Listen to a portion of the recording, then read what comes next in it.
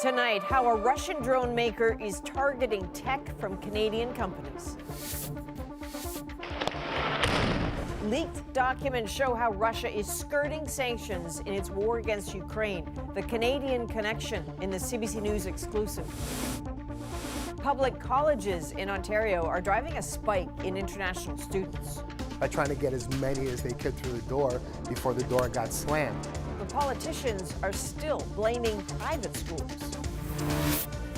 The road to pregnancy for some Canadians is emotional, long, and incredibly expensive. We remortgaged our home to do it. Wow. We break down the fight for fertility coverage. They might never become parents, and that's not fair. And why access to treatment depends on where you live. From CBC News, this is The National with Chief Correspondent Adrian Arsenault. Thanks for joining us. Tonight, in an exclusive, we show you documents viewed by CBC News suggesting Russia is seeking Canadian technology to fuel its war machine. For 2 years now, Ottawa has tried to wall Russia in with sanctions, but a leaked supplier list shows that wall has cracks and that a manufacturer of Russian military drones may be turning to 2 Canadian companies to get critical electronics. Ben McCoo has the documents, what they mean, and why, despite sanctions, Ukraine faces an enemy aided by the technology of its allies. Some call the war in Ukraine the war of the drone. And this is an Orlan. For Russia, a powerful weapon, critical to gathering intelligence for strikes. And the St. Petersburg-based company that makes it looks to the West for technology, including Canada. Ukrainian hackers shared documents with CBC News, lists of Western electronics that the company, Special Technology Center, uses to make its products. On it, 2 Quebec tech firms, Exfo and AimTech. So the drone war is extremely important. This Ukrainian military officer goes by Serpin. CBC News is keeping his identity confidential because of threats on his life. He says the hacked documents are revealing. And the information that they provided us with about this STC center, it has a huge value because we understand that the Russians still produce this high technological equipment like UAVs. Canada and its allies imposed crippling sanctions against Russia, singling out companies like STC, and banning the export of dual-use technologies that could be retrofitted for making weapons. Everything from semiconductors to microchips. This is how we as a government can really have a strong impact. But experts say those sanctions are coming up short. We still see a lot of components going from every country, and that's because the whole sanction system was not prepared to sanction such a big country. She says Russia is using middlemen to purchase electronics from unwitting Western producers on its behalf. STC did not immediately respond to a request for comment from CBC News. Both Quebec companies say they comply with the sanctions. Exfo says that it does not sell its solutions into Russia, but has no visibility to any potential alternate means of supply via other entities or countries. AimTech says its products are neither designed nor intended for military or aerospace applications. But the leaked STC list suggests, intention or not, those Canadian components are useful, and they may end up aiding the Russian military on the battlefield. So, Ben, to be clear, we don't know if Russia is actually using these Canadian components. That's right. What we know for sure is that STC suppliers lists show that Canadian components are on them and they're after them. Now, to actually know for sure that they're inside of Russian weapons, we actually have to retrieve them from the battlefield, and that's an ongoing project in Ukraine. You mentioned the hacked documents. How did you get access to those? My source in the Ukrainian military basically told me that he wanted me to meet some hacktivists, and earlier this month I went to Ukraine and met them in person. All right, and you have more on this next week on The National, right? I do, yes. All right, Ben McCoo, thank you. As Ukraine deals with the onslaught of Russian drones and missiles, it's also now short on troops. Margaret Evans is in Ukraine and shows us the military's increasingly desperate effort to fill its ranks. Soldiers in the streets of Ukraine are usually met with gratitude and respect. But if you're a draft officer, people cross the street to avoid you. Here, they're looking for men of fighting age and then checking to see if they're registered. Russian advances have Ukraine considering an expansion of the draft. Draft officer Maxim Lukchenko says the lines of people volunteering at the start of the war have disappeared along with their motivation. Lukchenko is himself already a veteran, shot and injured while trying to defend Avdiivka, a city in the east recently lost to the Russians at great cost. Having gone through that, I can understand people who are afraid to go to war, he says. But if not us, who will defend our country's sovereignty? His colleague, Alexander Sereda, 53, says the battle needs fit young soldiers. The average age now estimated to be more than 40 years old. Ukrainian army, elder army, it's a pity. Recruitment ads play to the near universal hatred of Russia's invading army, but Ukraine's troops remain exhausted with no fixed rotation. The head of Ukraine's military intelligence, Kyrylo Budanov, is known for his creative use of drones in rattling Russia, but he knows they're no substitute for ground troops. Until a soldier comes and plants a flag in the ground, he says, nothing will change. The students on the steps of Shevchenko University in Kyiv look like they have the world at their feet, but they live in a country at war. I think that everyone is scared now, and I'm one of them. Danilo Nalivka is 17, a decade away from the current conscription age, but the government is considering lowering it to 25. Yes, I'm scared, but if I have to, I will defend my country. Others believe the war might still be being fought a decade from now. Frozen war? I'm very afraid to have frozen war in my country. They also say they're hoping that Ukraine's allies in the West won't let them lose. Margaret Evans, CBC News, Kyiv.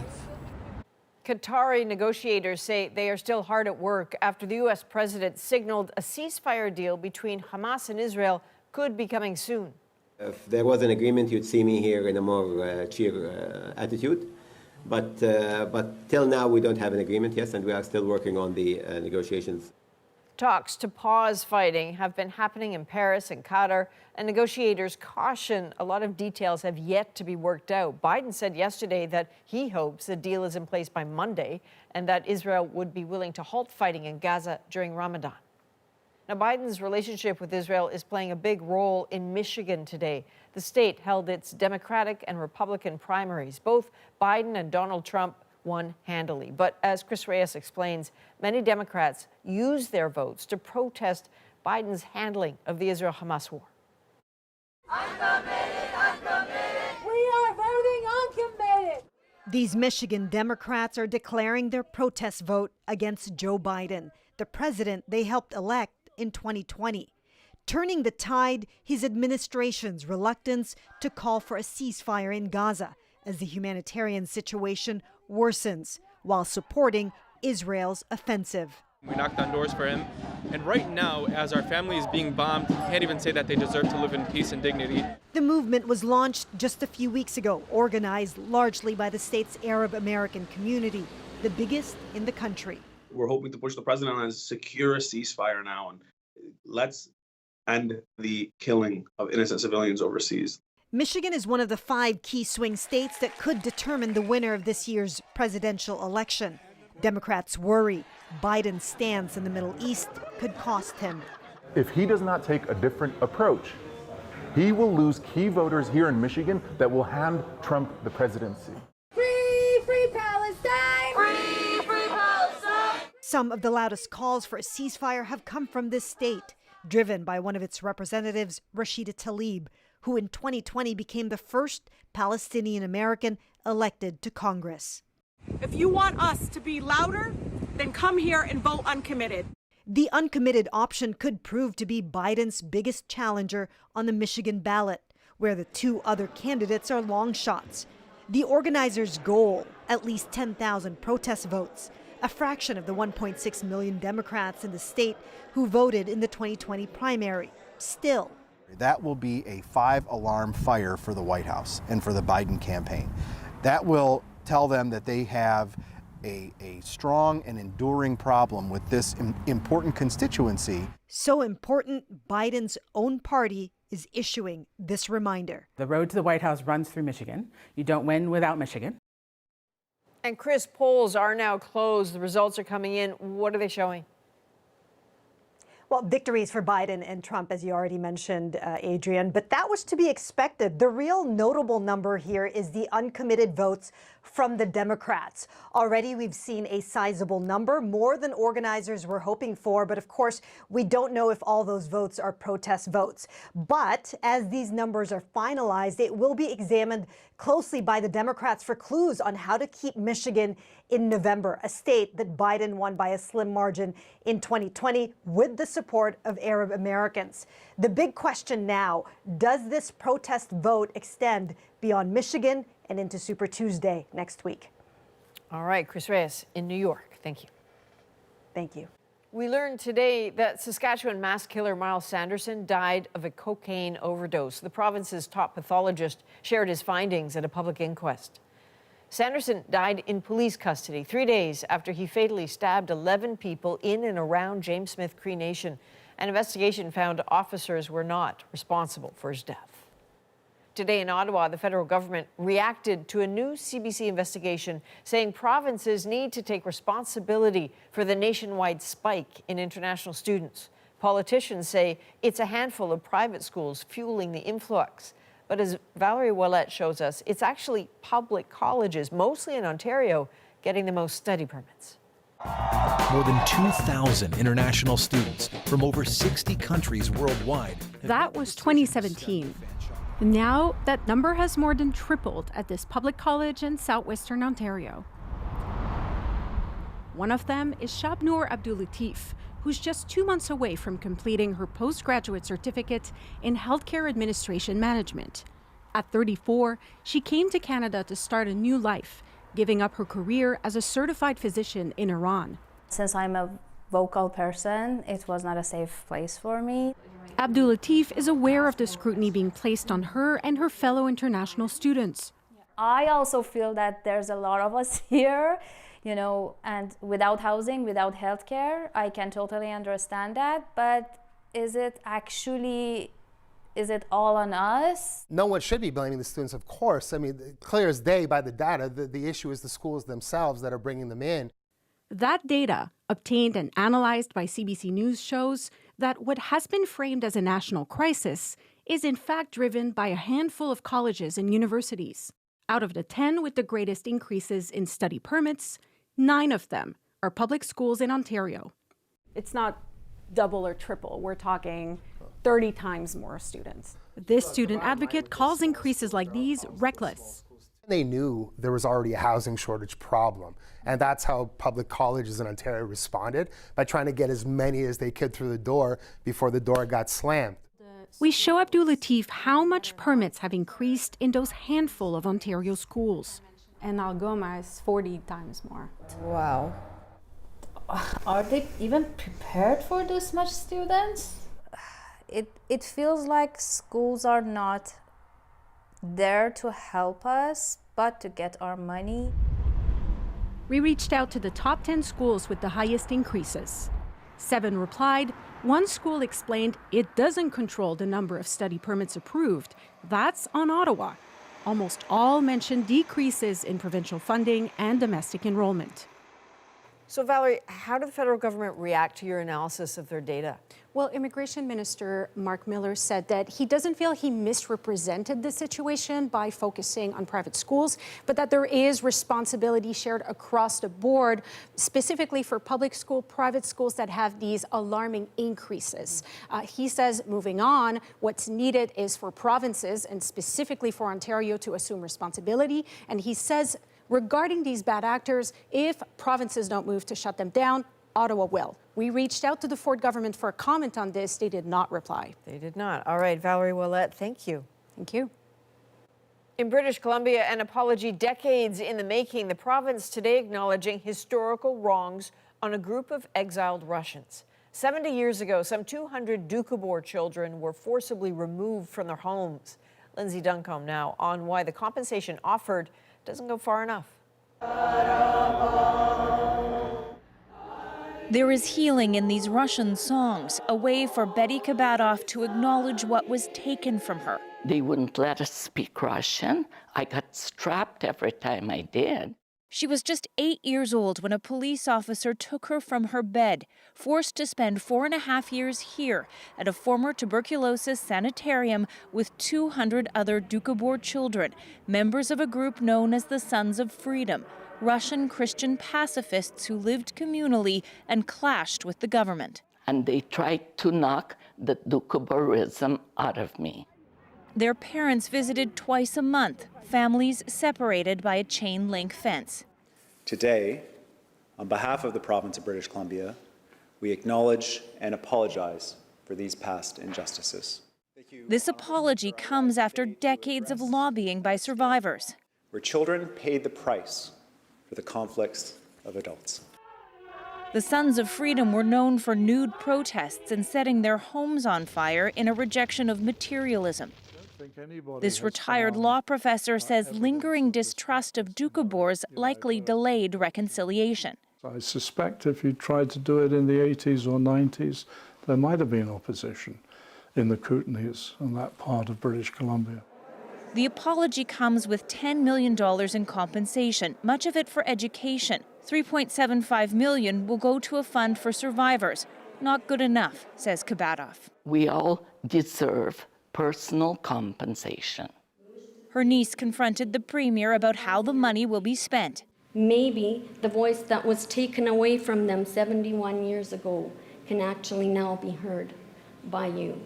Would you commit that to us, Mr. Premier? Absolutely. We'll work with you to make this right. Work the survivors hope will happen soon, given how long they have suffered. Lindsay Duncombe, CBC News, Victoria.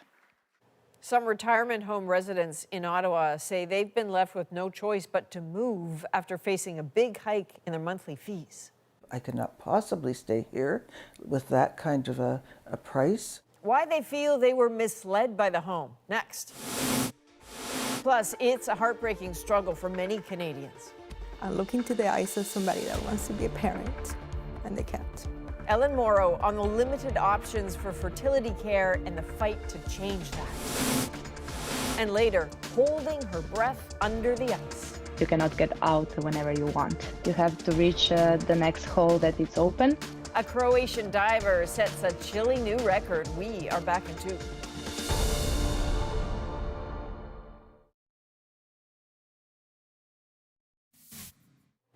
Well, the price of a Wendy's Junior Bacon Cheeseburger or a Frosty could change, apparently, depending on when you order it. The fast food chain said it will test surge pricing next year in the U.S. as part of a new digital menu. Surge pricing is common with services like Uber. The more demand, the higher the cost. Several seniors living in Ottawa retirement homes say they have no choice but to move after drastic increases to their monthly fees. Nicole Williams now on the reason for the sudden spike and why rent control doesn't apply. Eliane Bouchard never thought she'd have to move again. But in just over a month, the 91-year-old will be packing up her studio apartment for another senior's home. I'm broken. I'm very broken, and I need help, H-E-L-P. The cost of her current place is going up by almost $1,000 per month. Bouchard is one of 3 tenants of a retirement residence in Ottawa who says their monthly fees are skyrocketing. My pension is $2,900, and I knew about 4 years to stay here. I won't have any more saving. Their landlord, Alavita Lifestyles, is removing what it calls a marketing discount promised to some tenants when they first moved in, but not included on the lease a timeline for how long it would last or what the discount covers. While most rent increases in Ontario are regulated, that rule doesn't apply to fees like those for meals and other services at seniors' residences. I just felt like my world had dropped out. 80-year-old Catherine Elliott says she also has no choice to move, her rent and her service package increasing by over $1,000 a month. I could not possibly stay here with that kind of a price. I live on a pension, right? I don't have that kind of money to throw around. 82-year-old Penny Eccles says she has no plans to pay the extra costs and is seeking legal advice. Experts say that fight might be a tough one. It's very important that the tenant read any agreement put before them very carefully and make sure that they understand the rent that's being charged and what is included in that rent. Officials with Alavita Lifestyle say those discounts were never supposed to be permanent, adding with those rental restrictions, it needs other ways of raising revenue to keep up with inflation. Nicole Williams, CBC News, Ottawa. Prince William unexpectedly pulled out of a memorial service today for his godfather, the late King Constantine of Greece. In an unusual move, he canceled just hours before he was scheduled to attend and give a reading. The palace wouldn't specify why he couldn't make it, only saying it was a personal matter. Artists across the country are sounding the alarm about federal funding that is set to expire very soon. There's a lot of different costs that have risen dramatically. The impact it could have on artists and ticket prices.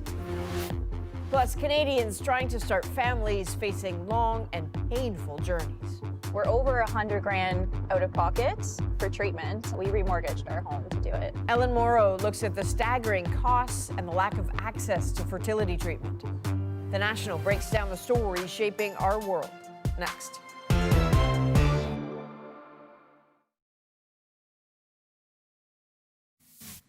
It's tricky to rock around, that's right, on time is tricky. Well, after nearly 22 years, 2 men have been convicted in the murder of Run DMC's Jam Master Jay. Their names are Carl Jordan Jr. and Ronald Washington, the rap legend's godson and a childhood friend. Prosecutors say the shooting was the result of a drug deal. Jam Master Jay was killed in his New York music studio at the age of 37.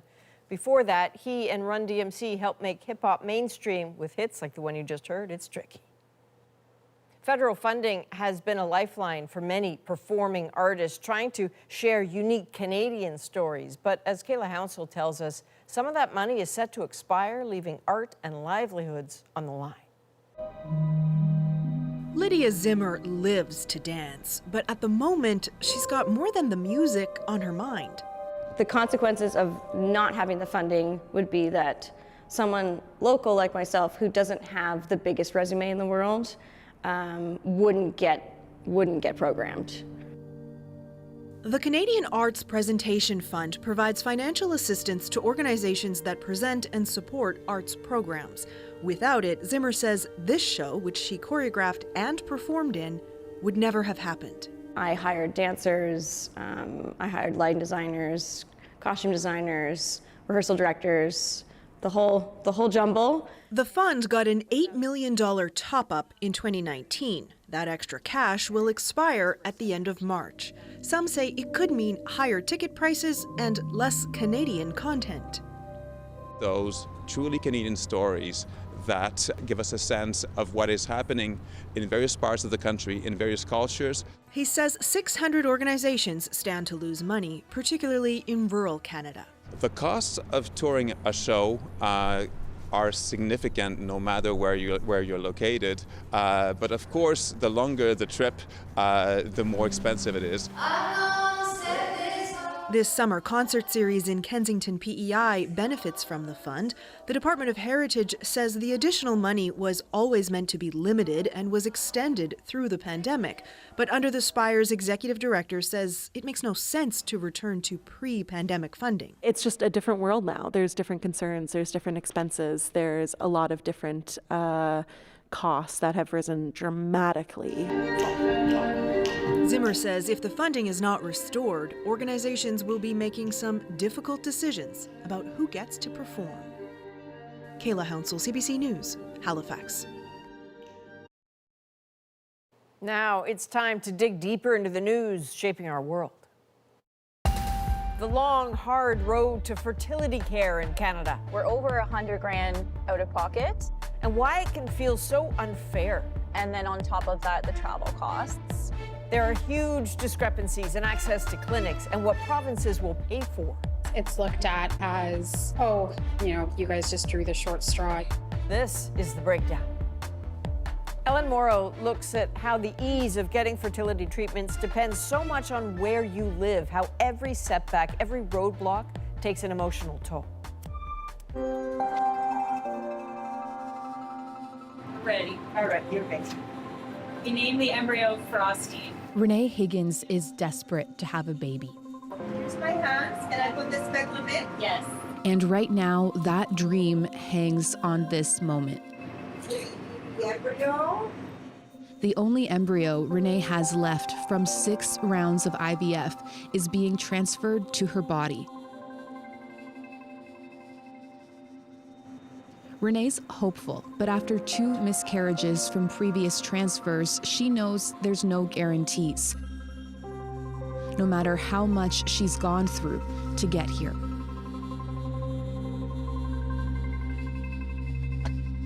Hi, Renee. Hi. Hi, I'm Ellen. We first met Renee weeks before at 3:30 in the morning. Oh my God, it's ridiculously cold. Navigating to Markham Fertility Center. 4 hours and 20 minutes. Yeah.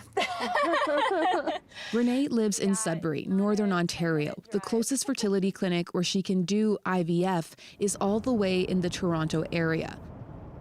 This is the reality for so many Canadians. Geography making the already complicated process of IVF even more challenging. And Renee has had enough. How much harder does all of this travel and all of these logistics make the process? Significantly harder. It's draining. Mentally, emotionally, financially. I mean, we're over $100,000 out of pocket for treatment and medication. And then on top of that, the travel costs. So yeah, we remortgaged our home to do it. Wow. Wow, that must have been very hard. And having the drives to worry about on top of that are just crazy. Renee is 35 and has fewer eggs than most women her age. I really thought we're going to be the ones, the first IVF cycle, it's going to work, and it didn't. It's hard to accept. It's really hard to accept. Battling infertility in 2023 was intense. So many ultrasounds, blood draws, and 3 a.m. drives to the clinic. Fertility treatments can be harrowing, even traumatic. Countless appointments, countless injections. Needles in hotels, needles in cars, needles everywhere. I had such a good feeling this time, but it didn't work. But no matter how much heartbreak Renee and her partner have been through, it was the travel that made her decide to stop. Financially, we could have done another IVF cycle, but I just couldn't do the drives for the 7th one. And as we drive with her, it's little wonder why.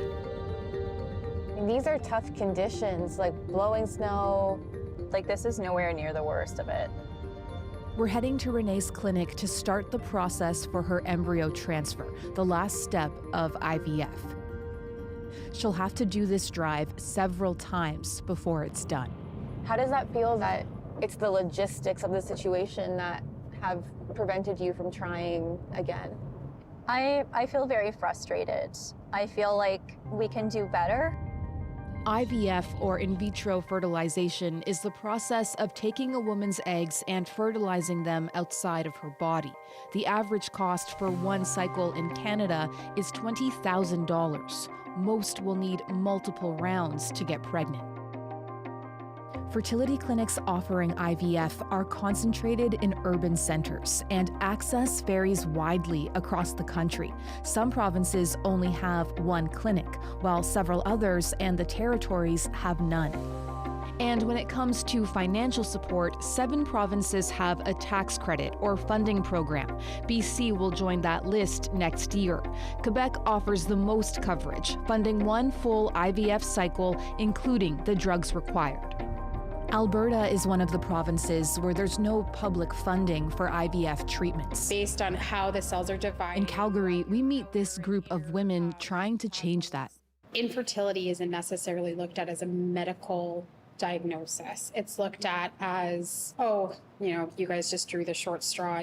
It's incredible how many of my friends and how many of my family members go through the same thing and nobody knows about it. Fertility Alberta is one of several grassroots advocacy groups pushing for more support across the country. I just started asking a million questions and why can't we do this? Like Renee, Ashley Eberly and her husband are out more than $100,000, still trying to achieve their dreams of parenthood. Obviously, you can see the emotional toll that it takes, and it's been tough. I thought I had a lot of time, and Michelle Chidley co-founded the organization. She needed IVF to conceive her sons. When we go into our meetings with government, we present what the other provinces have done. There's no perfect solution, but we're working with them to try to find what's in the realm of possibility in this province. Why do you do this work? When I went through my own fertility journey, I felt incredibly alone and isolated. We live in a country with universal healthcare. 1 in 6 Canadians have medically diagnosed condition that makes it difficult to have a family on their own. It doesn't seem right that people need to pay out of pocket to overcome their medical challenges, especially in a country like Canada. I tried my hardest, did everything I could, but the cycle was canceled. As tough as Renee's journey has been, she had some help. Ontario offers residents one funded cycle of IVF, but that doesn't cover the drugs needed. The waitlist can be long, which doctors say jeopardizes treatment options, and the province's medical travel grant doesn't include IVF.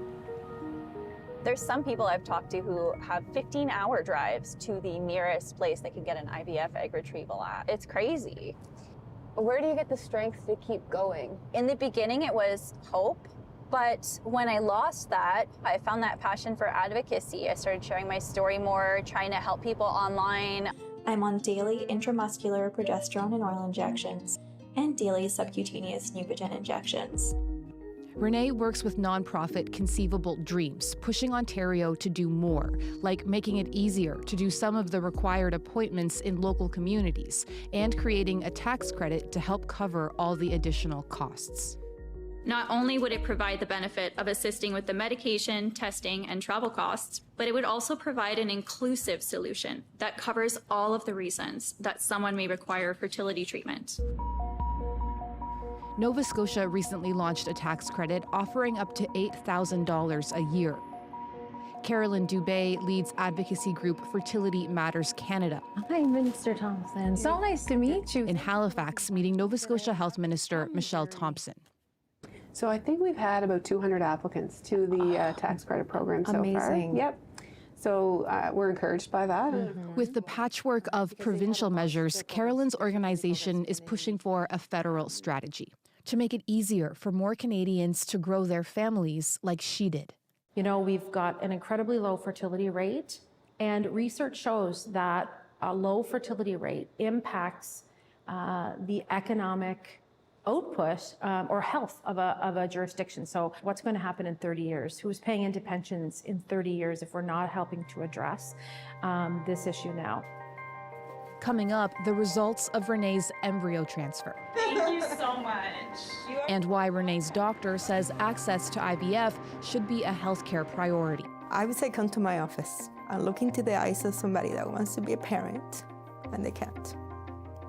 And then you can come and tell me it's not important.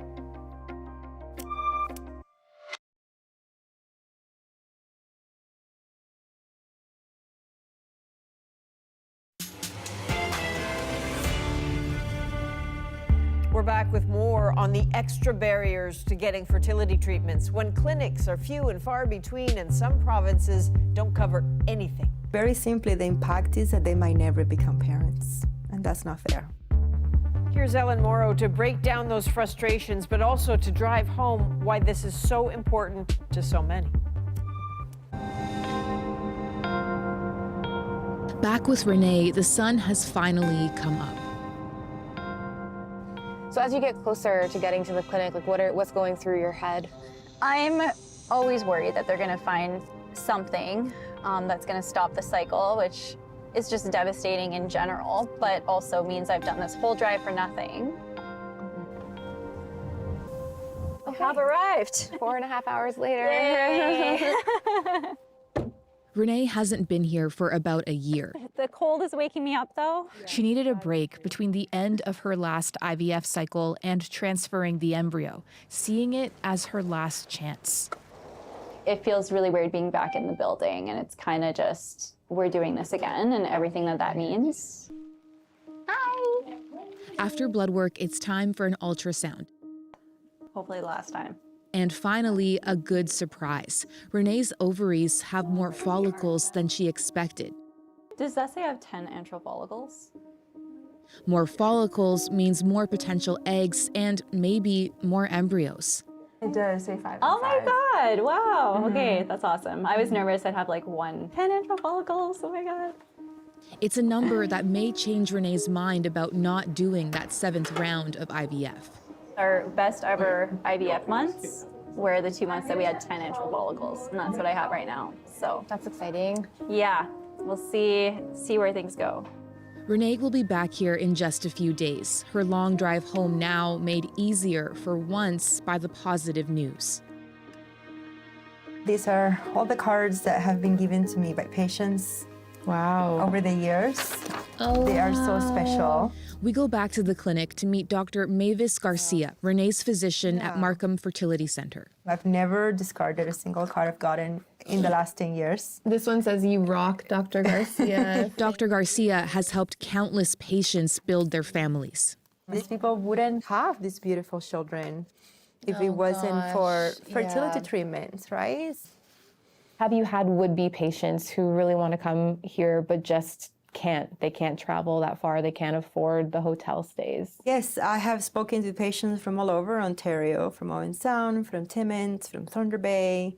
And yeah, the situations are very similar. What is the impact of women not being able to access fertility treatment? Well, very simply, the impact is that they might never become parents. And that's not fair.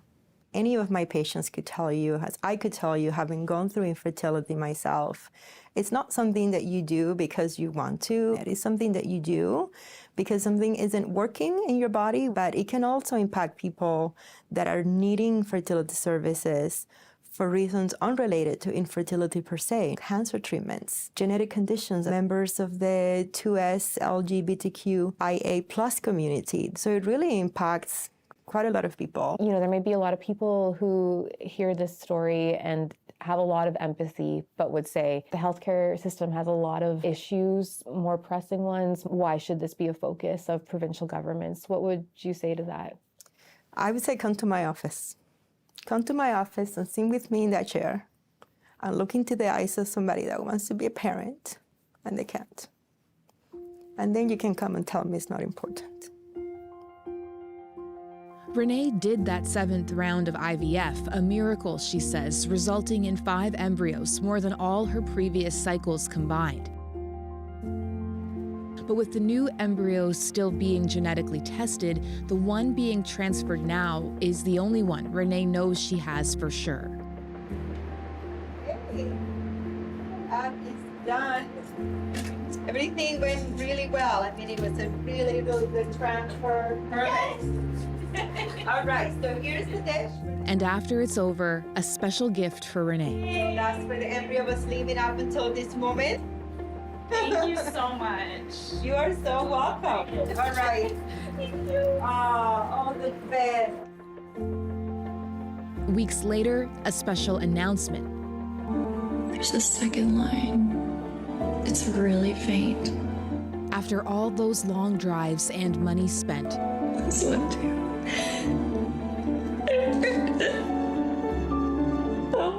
Renee's dream may finally be coming true. Ellen, I'm pretty sure everyone at home wants to know how Renee is. Well, Renee is doing well, but she has been here before, positive pregnancy tests only to later miscarry. So right now she's waiting for her viability ultrasound. If things go well at that phase, that's when she says her and her partner will be able to breathe a sigh of relief. Okay, so as you were doing the work here, I know you reached out to the provinces and the various territories. What did they tell you?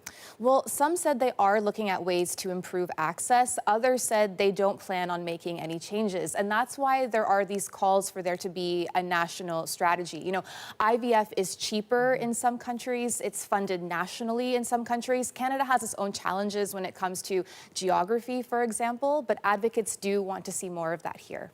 You know, it's interesting sometimes when we do stories like this, you look at them from afar, but this was very personal, right? Yeah, that's right. I recently did my own round of IVF with the goal of freezing embryos and trying to buy myself a bit more time. And it's tough when you're in it, and it's very eye-opening to be in it. And there are two things that I wish I knew years ago and that I think more people need to know. You know, one is I think we all assume we have the same runway, unless you have a reason not to with your own medical history or perhaps history of infertility in your family. But you know, you see that celebrity or that colleague pregnant in their late 30s and you think, okay, well, I have that same amount of time too. What you don't see are the fertility clinics that are completely full with people desperate to get pregnant. And some of those people may be younger than you. You don't see the people who are secretly struggling in your own life. So you don't necessarily have that full picture. And maybe this is something you actually need to think about sooner than you wanted to, which is really tough. The other thing I wish I knew, again, years ago, is that, you know, we treat our biological clocks as this huge mystery. But there are actually tests that you can do, an ultrasound and a blood test that give you a picture of where you're at in terms of your own fertility. So you don't have to be operating on these assumptions. You can be operating through these tests from a place of knowledge. And these are tests that are offered by fertility clinics, and that can be very empowering, and it can mean that you can take steps before it's too late. These are really good tips. We all wish the best for Renee and for you. Thank you.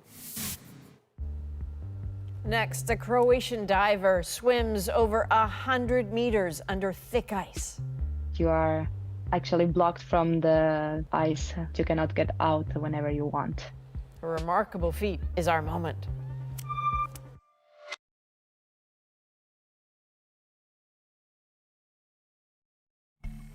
So that is Croatian diver Valentina Kafola in a frozen lake in the Italian Alps after breaking the world record for women's dynamic free diving. That is the longest distance swam underneath ice. So she swam 140 meters with no oxygen, no assistance, and tonight Valentina's incredible achievement is our moment. I don't have words. I am so happy. So I participated in this competition, the dynamic world record for diving under ice. Dynamic, it means how far you go, and I went for 140 meters. The day before of my record, one Japanese woman broke my record from 2017. So it was really a shock for me. And it was a really nice feeling to get it back. I focus on myself, slow down my heartbeat. It's difficult because it's first of all held in the ice water. It's around 2 degrees. And also you are blocked from the ice. You cannot get out whenever you want. You have to reach the next hole that it's open. I was swimming with one fin, like a dolphin or like a mermaid. I held my breath 1 minute and 40 seconds. When I come out, I did the OK sign. Lifeguard! I achieved my goal. I was so happy and emotional. Is anybody else totally claustrophobic watching that? Did you catch that? She held her breath for 1 minute and 40 seconds. She brought her heart rate down to 50. That distance is about the length of 1.5 football fields. For all of us here at the National, thank you for being with us. You can watch anywhere, anytime on the free CBC News app and subscribe to the National's YouTube channel. I'm Adrienne Arsenault. Take care.